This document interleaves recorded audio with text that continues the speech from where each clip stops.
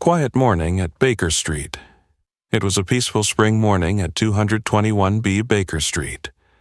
The sun filtered gently through the lace curtains, casting a warm glow on the cluttered room where Sherlock Holmes sat, cross-legged on the floor, deep in thought. Beside him, I, Dr. John Watson, watched the flickers of curiosity dance in his eyes as he toyed with the remains of an old pipe and scraps of correspondence. Holmes had been unusually quiet that morning. He had refused breakfast, only sipping his black coffee while lost in thought. Then, as the clock struck 10, there came a soft knock on the door. Mrs. Hudson opened it to reveal a gentleman in his mid-30s, neatly dressed, yet with visible lines of worry carved into his brow. "Mr. Holmes?" the man asked, stepping forward with hesitation. "Yes, please come in. This is Dr. Watson. Take a seat and tell us what brings you here." The gentleman introduced himself as Mr. Grant Monroe, a tobacco merchant from Norbury. His voice trembled slightly as he began to speak, as though torn between reason and suspicion. "I have a matter I fear may be trivial," he said, "but it has consumed my thoughts day and night. I hesitate to bother you, yet I find no peace." Holmes leaned forward with interest. "It is often the seemingly trivial that conceals the deepest secrets. Please go on." Mr. Monroe explained that he had been married for over a year to a woman named Effie. She was gentle, intelligent, and kind, a widow from America with no family, save for what she had briefly told him about a former marriage that ended in tragedy. For the most part, their life together had been harmonious. But in recent weeks, Effie had begun acting strangely. She received a letter that appeared to upset her greatly, though she dismissed it when asked. Soon after, she requested a sum of money, £100, and gave no explanation for its use. "She has always been honest and open," Monroe said, his voice cracking. "But now, I sense she's hiding something serious. She goes out alone, often to Norbury, and refuses to speak of it.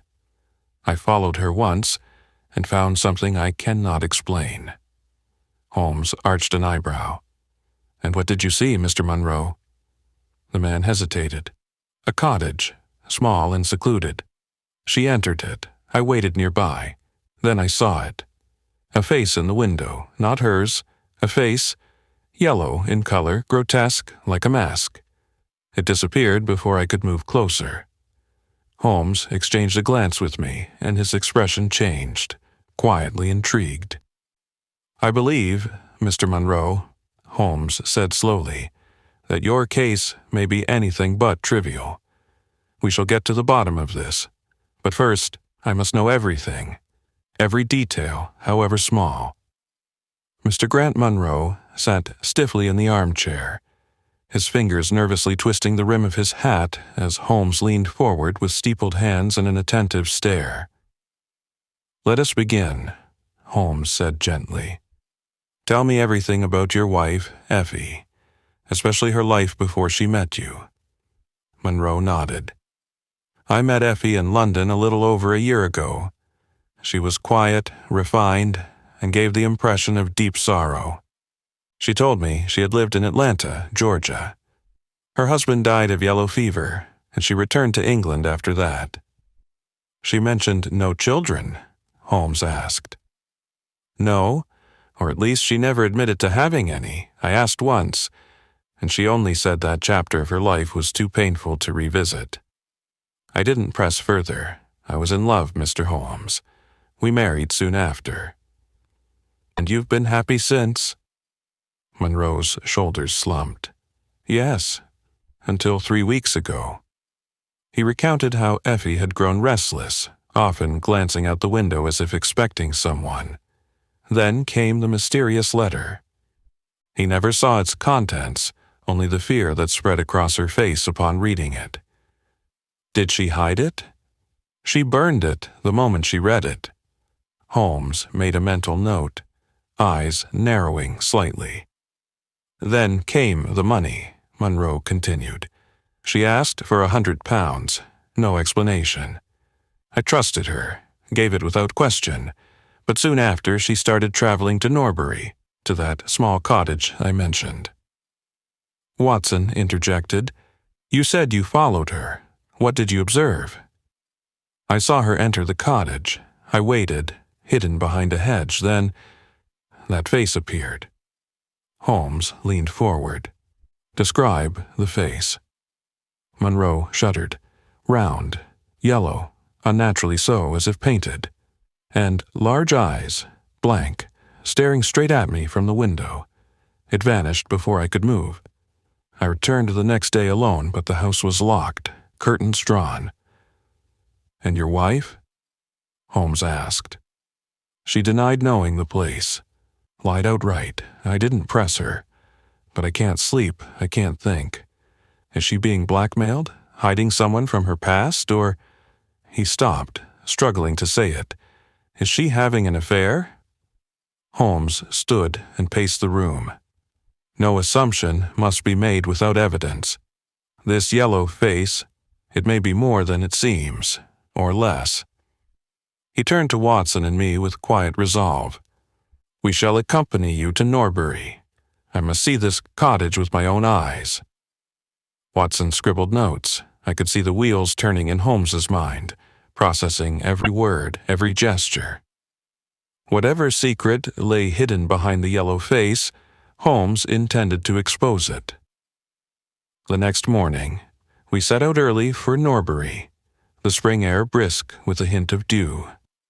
Mr. Grant Monroe accompanied us, silent for much of the train ride, his gaze fixed on the passing countryside. Holmes, meanwhile, sat still as stone, lost in thought, his fingers pressed together beneath his chin. As we stepped off at the quiet Norbury station, Mr. Monroe led us through a winding path bordered by hedgerows in early bloom. It was a charming little village, yet our destination stood apart from its quaint peace.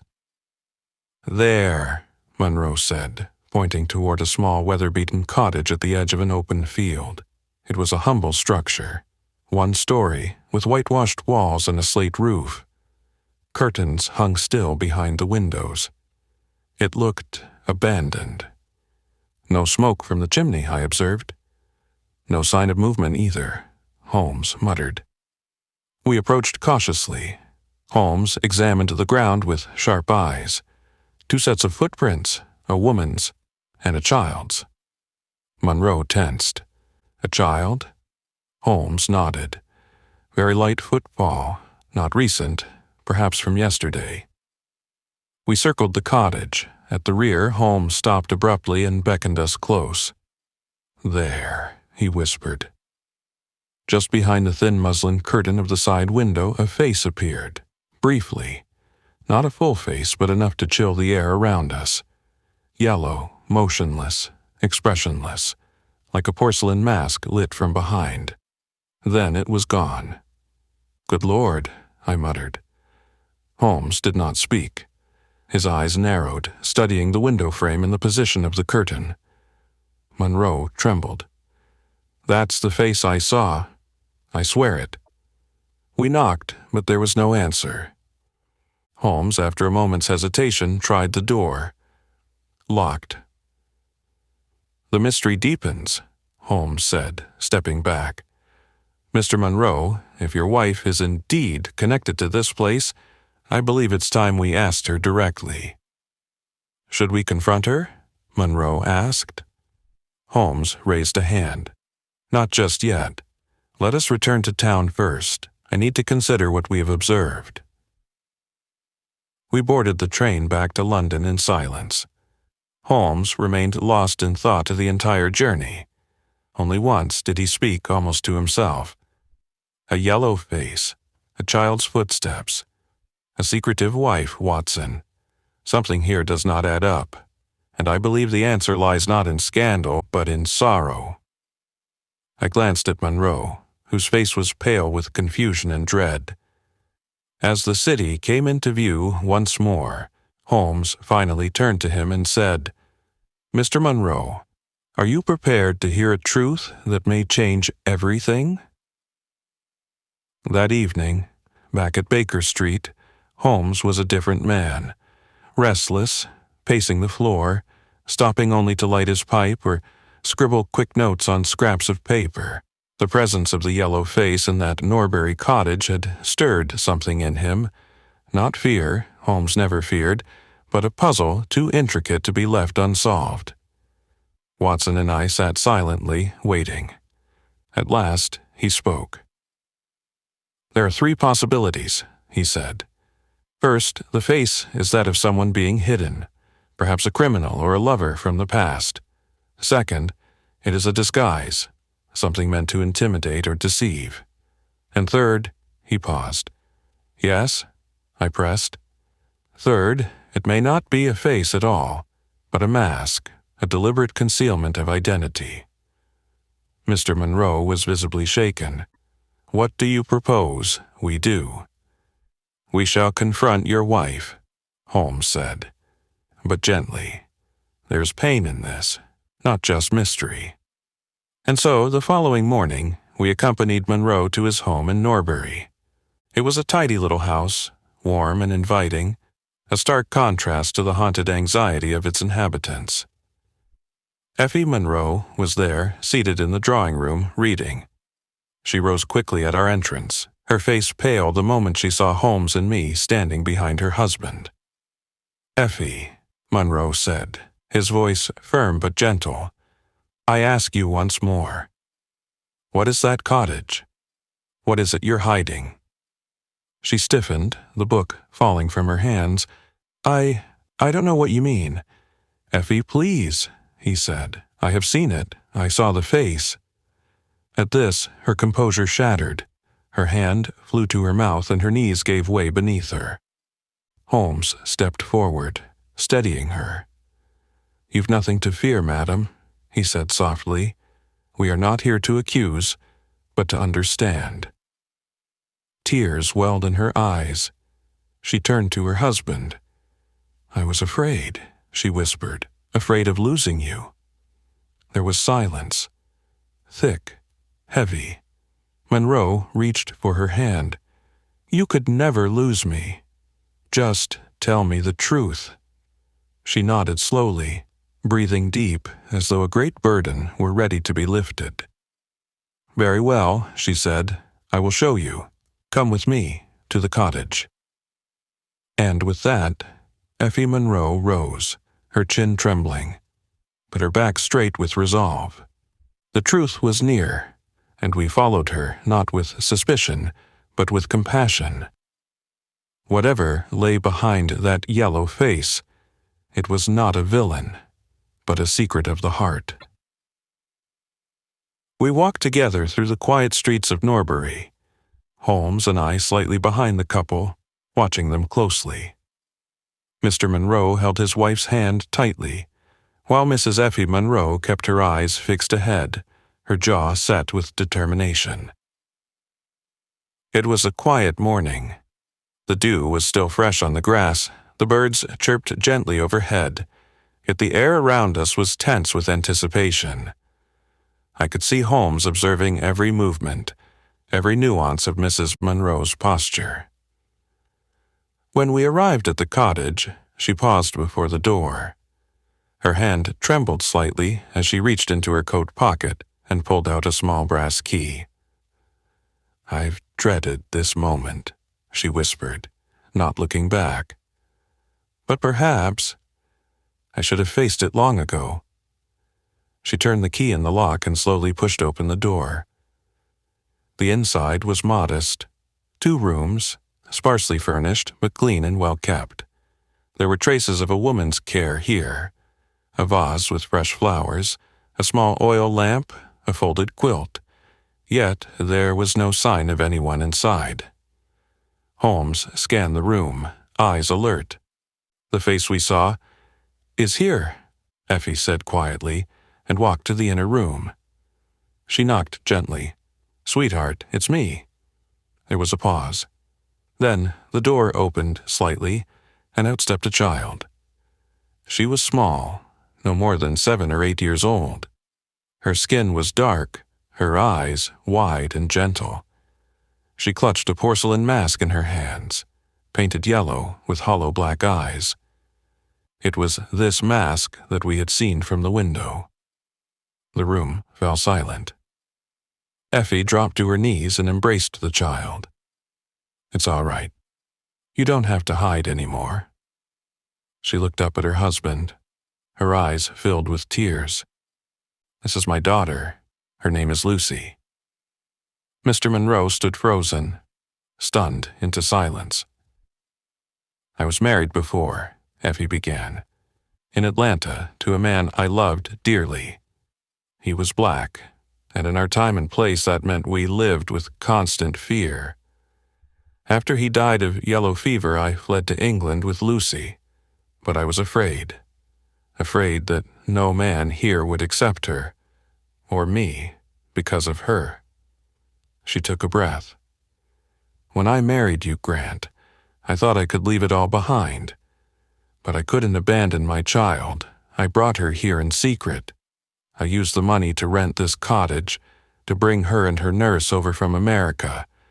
I only wanted to keep her safe. Then, in a whisper, I thought you might not love me if you knew." For a long moment, Mr. Monroe said nothing. He walked slowly to the girl and knelt down before her. "You don't need to wear that mask anymore," he said softly. And with that, he gathered Lucy in his arms. The room stood still as the warmth of the moment settled over us. Mr. Grant Monroe, still kneeling, held Lucy gently, as though he were cradling something both fragile and irreplaceable. The child, timid at first, looked up into the stranger's face and found no judgment there, only kindness. Effie sat back on her heels, her eyes brimming with disbelief. You're not angry?" He looked up at her, voice calm but earnest. "Effie, I'm only angry that you believed I could be." She covered her mouth to stifle a sob. Holmes, who had remained uncharacteristically silent during the revelation, finally stepped forward, his voice low and almost reverent. "Mrs. Monroe, you have carried a heavy burden, and carried it alone, but the deception, though born of love, brought only fear." Effie nodded, her eyes never leaving her daughter. "I thought I was protecting everyone, but I see now I was only prolonging the pain." The nurse, a quiet, gentle-faced woman, emerged from the back room. Holmes gave her a polite nod. "She's been in good hands," he remarked, scanning the room once more. Watson leaned in and whispered to me, "You suspected a child, didn't you?" "I suspected many things," I murmured. "But Holmes always reminds me, never trust the obvious without weighing the impossible." Monroe stood and looked to his wife. "You should have trusted me, Effie. But now that I know the truth, nothing else matters. Lucy is your daughter. And now she's mine as well." Effie's hands trembled as she reached for him. "Do you mean that?" "With all my heart," he said. The three of them embraced there in that humble little cottage, and I turned away, suddenly aware of the weight in my chest. Holmes, too, stood watching, not with analytical precision, but with something closer to quiet humility.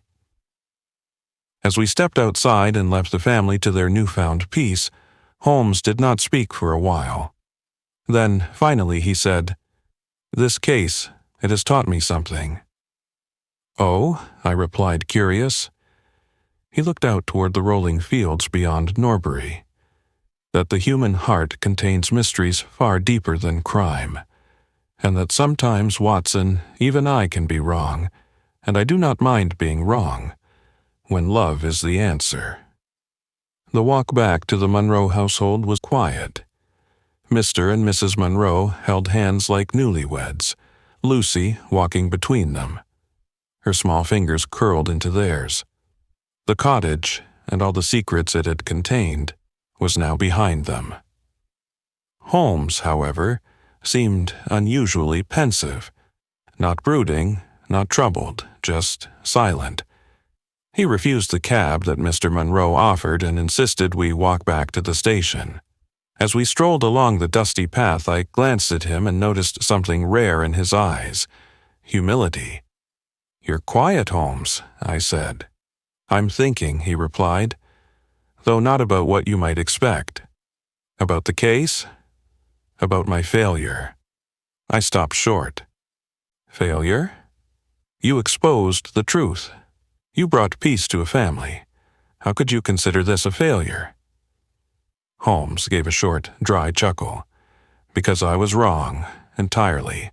I constructed a theory, detailed and well supported, but entirely false." He pulled out his notebook from his coat pocket and flipped through it. "I believed Mrs. Monroe was being blackmailed.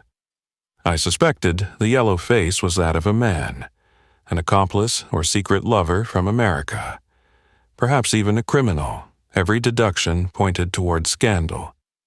He paused. "And yet, it was none of those things. It was the face of a child, hidden not out of guilt, but out of fear. A fear not of exposure, but of rejection." I said nothing for a while.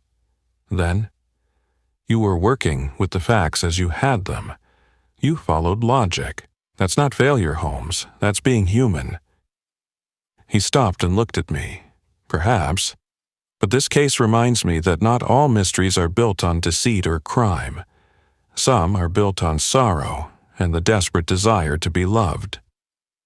We reached the station platform just as the train pulled in. As we boarded, Holmes stood at the window, gazing out at the peaceful countryside.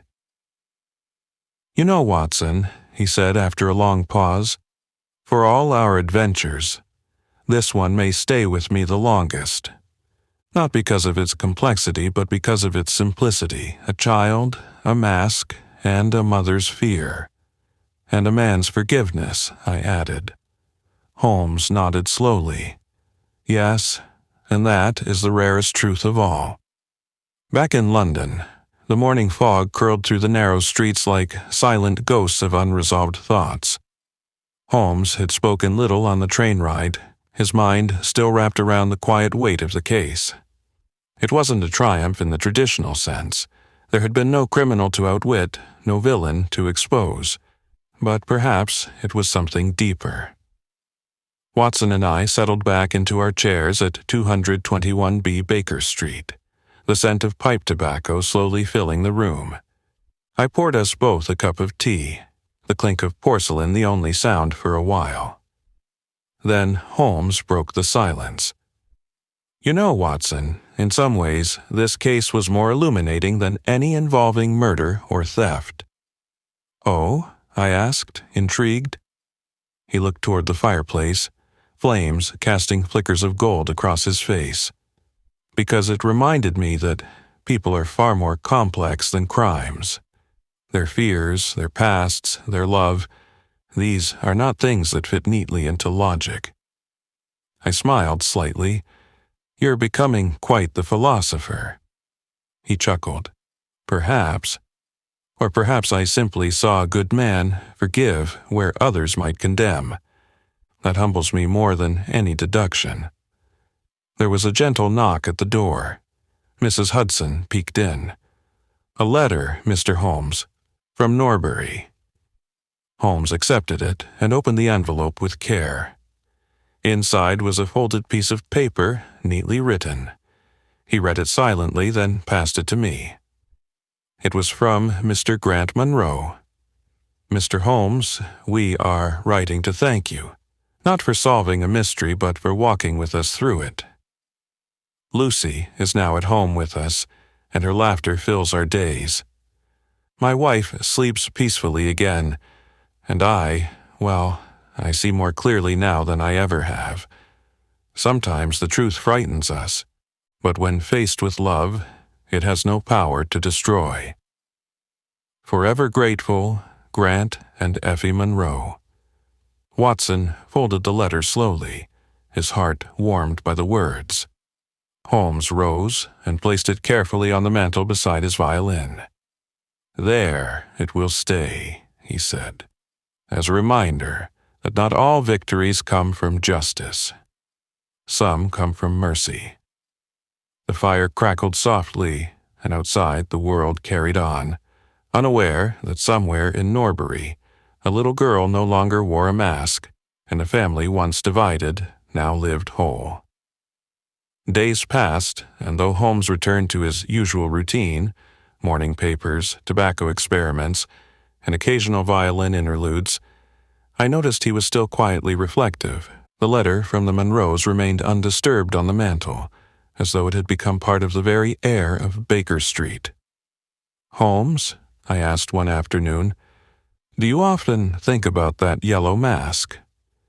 He tapped the side of his pipe thoughtfully. "More than I expected, Watson. Not for what it revealed, but for what it concealed. That small porcelain face was not merely a disguise. It was a mirror of society's fears." He turned to me with a rare softness in his voice. "Imagine being so afraid of being seen for who you are, or who your child is, that you'd hide behind a painted expression. That, Watson, is the real tragedy." I nodded, understanding his deeper point. Holmes stood and paced slowly, his fingers behind his back. "We live in a world that claims to value truth, but in practice, truth often terrifies. It exposes us, makes us vulnerable. Mrs. Munro hid not because she had done wrong, but because she feared how the world would judge an innocent child." He stopped, turning to me. "Have you noticed how swiftly we assumed guilt? How easily I fell into suspicion? Logic blinded me to compassion." I was silent. Holmes continued. "This case reminds me that observation must go hand in hand with understanding. A detective cannot see only with his eyes. He must also see with his heart, lest he miss the human element that underpins it all." He returned to his seat and pulled the letter from the mantel once more. Reading it again, he murmured, "A mother? A daughter. A man who chose love over prejudice. It wasn't a riddle to solve, Watson. It was a lesson." I leaned back, deeply moved by his words. Holmes smiled faintly. "Perhaps that is why this case lingers with me. It wasn't a test of intellect, but of humility." I said nothing more. There was no need. The yellow face, once a symbol of mystery, had become something greater in Holmes's mind, a testament to the hidden truths of the human soul and to the quiet, transformative power of love. It was a rainy morning in London. Outside, carriages splashed through puddles on Baker Street, and the gas lamps flickered weakly behind veils of mist. Inside, the fire burned steadily, casting a gentle glow over Holmes's familiar silhouette as he sat by the window, violin resting across his knees. The case of the yellow face was closed, and yet its echo remained. Unlike other investigations that ended with handcuffs in courtrooms, this one had left no criminal, no victory to proclaim, only a family restored. "I've often prided myself on my detachment," Holmes began quietly, without turning from the window. "I approach cases with logic, structure, and discipline. Emotions are, as I once told you, distractions." I nodded, sipping my tea, waiting for him to continue. "But now I see," he said, fingers tapping lightly on the violin's neck, "that there is a kind of logic to the heart. It may not follow rules, yet it leads to truths nonetheless." I set my cup down. "This case has changed you." He glanced over, the corners of his mouth lifting ever so slightly. "I hope so." I was about to respond when he reached into his coat pocket and pulled out a slip of paper. "A poem," he said, "sent anonymously, likely by Mr. Munro. I found it on our doorstep yesterday morning."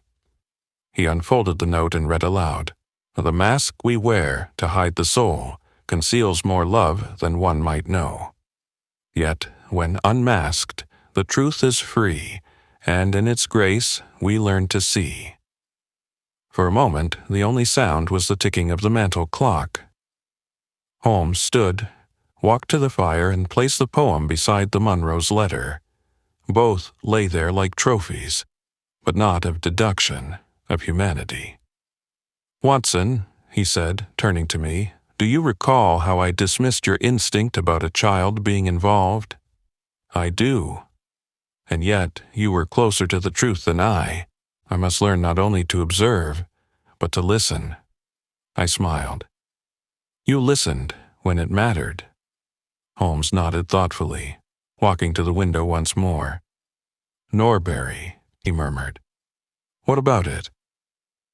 "Let it be a word you remind me of whenever I grow overconfident. Just say Norbury, and I shall recall the day I was wrong, and glad to be so." We shared a quiet laugh. Outside, the rain still fell, but inside 221B, there was warmth, wisdom, and the knowledge that some of the finest victories are those that make us better men. The week after, the Norbury case passed with an unusual calm at 221B Baker Street. No new clients, no telegrams of urgency, no criminal masterminds lurking in alleyways. Holmes did not seem to mind. In fact, he welcomed the quiet. One evening, after dinner, we sat before the hearth. The coals glowed gently, and Holmes was, for once, not immersed in chemical experiments or violin compositions. He was reading poems by Tennyson, a volume I'd never seen him reach for before. "I believe," he said without looking up, "that intelligence, however keen, is incomplete without humility." I raised an eyebrow. "You surprise me, Holmes." "And myself as well," he replied. "For years I have told myself that feelings were the enemy of deduction, that the mind must be pure, free from the interference of sentiment. And yet," he placed the book down, "it was precisely sentiment that solved the mystery in Norbury. Not mine, but Effie's love, Monroe's mercy, and your own instinct, Watson." I waved off the compliment. "You give me too much credit." "No," he said. "I give you what is due. You saw what I did not consider, that the mystery might not be rooted in guilt, but in fear, a mother's fear, and a daughter's innocence." He stood restless and walked to the window. The gas lamps glowed along the street below, mist curling around them like the lingering doubts in a detective's heart. "I have built my reputation on being right," he continued, "but I wonder if it is more important to be wise." I watched him carefully. This was not a confession from a defeated man. It was reflection from one who had grown. "Holmes," I said, "you did not lose in Norbury. You learned." He turned to me. "Yes. And if that learning came at the cost of my pride, it was a fair price." He opened the drawer of his writing desk and pulled out the sketch he had made of the yellow mask. Crude, quick lines, but unmistakable. He stared at it a moment before folding it and placing it in an envelope. "This shall go with the letter and the poem, as a record not of shame, but of grace." Holmes placed the envelope on the mantel above the flickering fire. It joined the artifacts of a case unlike any other. And in that moment, I realized something profound. Not every triumph is made in a courtroom or lauded in headlines. Some are quiet, hidden in the folds of human hearts, where compassion defeats suspicion, and understanding replaces judgment. Spring turned to early summer, and the streets of London grew brighter with longer days. 221B.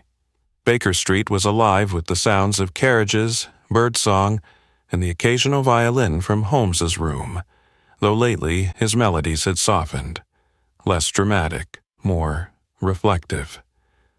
One morning, as we shared breakfast, I noticed Holmes placing a sealed letter into his coat pocket. "More correspondence from Norbury?" I asked. He nodded. A short note. "Lucy has started school. Grant says she's made friends easily, and Effie is smiling again." He paused and looked out the window. "They invited us to visit." I smiled. "Will we go?" "In time. For now, I believe they deserve their peace. The world need not know their story, but we shall remember it." There was a quiet between us, the kind that requires no words. Then Holmes did something remarkable. He pulled his casebook from the shelf, opened it to the back, and began to write in his neat, meticulous hand. Case title: The Adventure of the Yellow Face. Client: Mr. Grant Munro, Norbury. Nature: domestic suspicion, identity concealment, maternal fear. Outcome: resolution through confession, compassion, and unconditional acceptance. Detective's note: this case stands apart. It brought no criminal to justice, uncovered no grand conspiracy. Yet it remains one of the most instructive episodes of my career. I was wrong in my assumptions. Blinded by intellect, I missed the truth of the heart. Let Norbury serve as my reminder. Reason must walk hand in hand with empathy, or it will stumble. He closed the book and returned it to the shelf. Later that evening, we sat on the balcony as the city faded into twilight. Holmes lit his pipe, but it remained between his fingers, unlit, as he watched the clouds drift across the rooftops. "I've solved many puzzles, Watson," he said softly, "but this one solved me." I said nothing.